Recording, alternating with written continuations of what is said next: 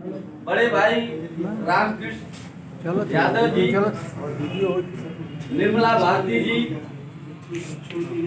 और हमारे हर सुख दुख में साथ रहने वाले बड़े भाई प्रदीप यादव जी, श्यामदेव मास्टर साहब के संघर्षों का ये परिणाम है कि आज उत्तर प्रदेश पिछड़ा वर्ग विभाग का मुझे आजमगढ़ जैसे जनपद का जिला अध्यक्ष बनाया गया।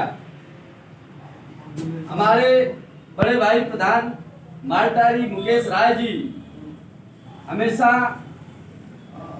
हमारे कारवा को आगे बढ़ाने का काम किए। मैं आप आज आए भी आपका मैं हार्दिक स्वागत करता हूं। तमाम कार्यक्रमों को संचालित करने का काम प्रेमचंद पाठक ने किया, आपका भी मैं हार्दिक स्वागत अभिनंदन करता हूं। हमारे इस कार्यक्रम के जो आपका आशीर्वचन प्राप्त हुआ, राणा खातून जी जनपद मऊ से लेकर के पूर्वांचल के कोने कोने में आपने हमेशा कांग्रेस के बुलंदियों को पहुंचाने का अथक प्रयास किया और आज मुझे आशीर्वचन आपने प्राप्त दिया, इसके लिए मैं आपका आभारी हूं, आपका धन्यवाद ज्ञापन करता हूं। आज मैं बहुत लंबा भाषण कोई नहीं करने वाला हूं। मुन्नू मौर्य जी, आपकी कलम चलती है तो अखबारों में कहीं ना कहीं जरूर कार्यक्रमों का आगाज दिखाई देता है पूरे जनपद के अंदर। आज तो ये आपके बीच में एक संक्षिप्त कार्यक्रम के रूप में अध्यक्ष जी के आदेशों का पालन मैंने किया है। मैं प्रणाम करता हूं अपने आजमगढ़ के उस महानायक प्रथम सांसद रामहर्ष यादव जी को, जिन्होंने 1952 में इस आजमगढ़ की धरती पर परचम लहराने का काम किया था। मैं उनके आत्मा स्वरूप इस वायुमंडल में जो परिलक्षित हो रहे हैं उनकी आत्मा को सलाम करता हूं, उनके कोट कोट चरणों में उनके चरणों में कोट कोट प्रणाम करता हूं।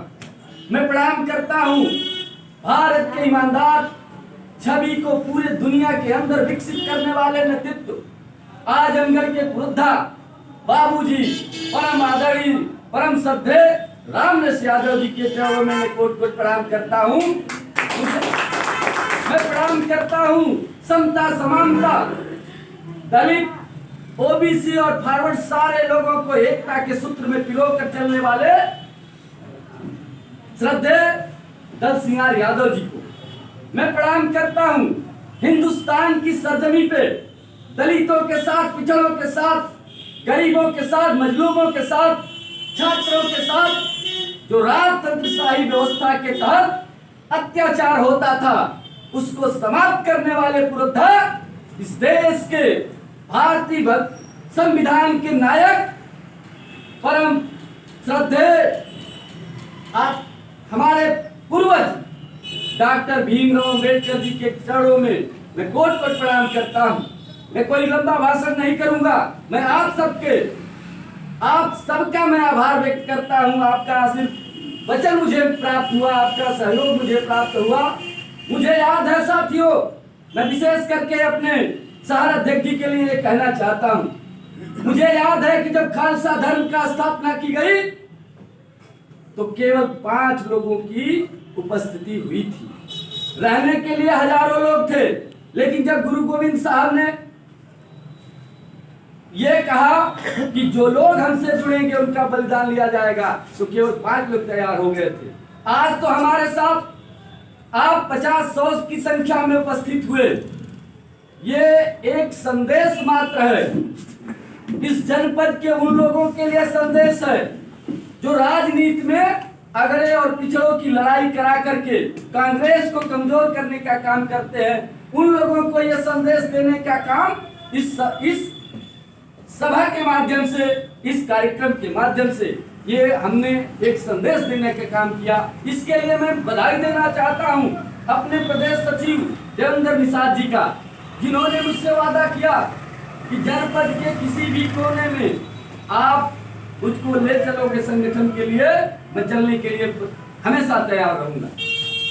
और आज आप आने का कार्य किए। मुझे पता है कि आपको तरह तरह के संदेश दिए गए थे, लेकिन इसके बाद भी आपने उस तरीके से हमारे बीच में आने का काम किया, हमें संदेश देने का काम किया है। जिस प्रकार से तमाम झंझावातों को सहन करते हुए गुलाब का फूल कांटों के बीच में खिल करके अपने आसपास के लोगों को मुस्कुराने का अवसर देता है, आनंदित होने का अवसर देता है, उसी तरह से आप हमारे बीच में आकर के हमें आनंदित करने का काम किया। इसके लिए मैं बधाई देना चाहता हूँ।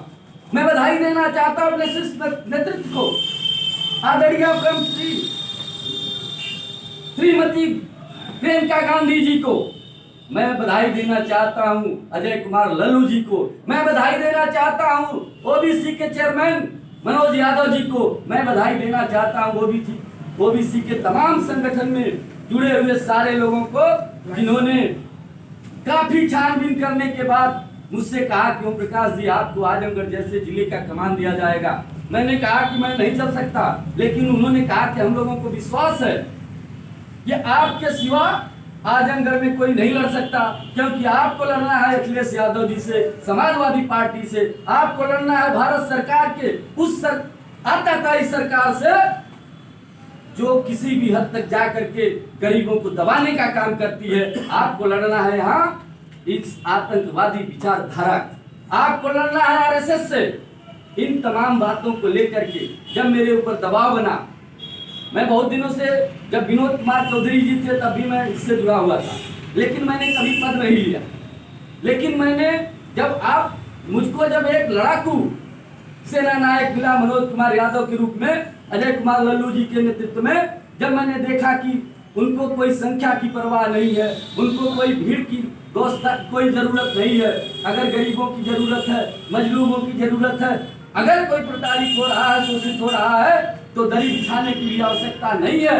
कहीं भी सड़क पर बैठ करके अपनी आवाज, उस गरीब की आवाज पूरी दुनिया में फैलाने का काम करते हैं। तब मैंने सहर्ष स्वीकार किया कि मुझे ऐसे ही नेतृत्व की आवश्यकता है।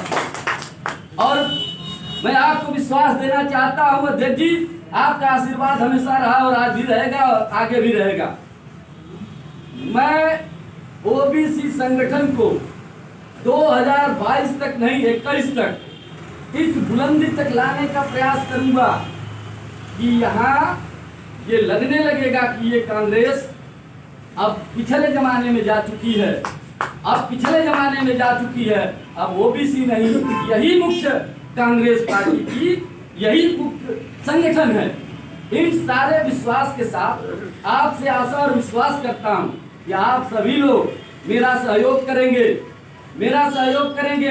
वो मेरा सहयोग नहीं, वो कांग्रेस पार्टी का सहयोग होगा, वो आप ओबीसी का सहयोग करेंगे, क्योंकि आपकी आवाज कभी उठने नहीं दी जाती है। अगर आप, मैं आपका आह्वान करता हूं, आइए, मैं आपका स्वागत करता हूं, हर पिछड़े का मैं आपका स्वागत करता हूं। संगठन में इतने पद हैं, काम करने की इच्छुक लोगों के लिए अच्छे से अच्छा अवसर मिलेंगे आपको। मैं किसी प्रकार का, कहीं भी किसी प्रकार का दुर्भावना से नहीं, बल्कि कांग्रेस पार्टी के विकास और उसको आगे बढ़ाने के लिए आप सबका सहयोग लेकर के, बुजुर्गों का आशीर्वाद और उनके अनुभवों का लाभ लेते हुए आपके ओबीसी संगठन को पूरी मजबूती प्रदान करने के लिए, सब कुछ न्यौछावर करने के लिए तैयार हूँ। हम एक नारा देंगे, आप सभी लोग बोलेंगे, हम होंगे कामयाब। तो आप लोग बोलेंगे एक दिन, हम होंगे कामयाब, हम होंगे कामयाब। इन्हीं शब्दों के साथ मैं अपने महान इस धरती के पुरोधाओं को मैं प्रणाम करता हूँ, नमन करता हूँ, आप सबका आभार करता हूँ। जय हिंद, जय कांग्रेस।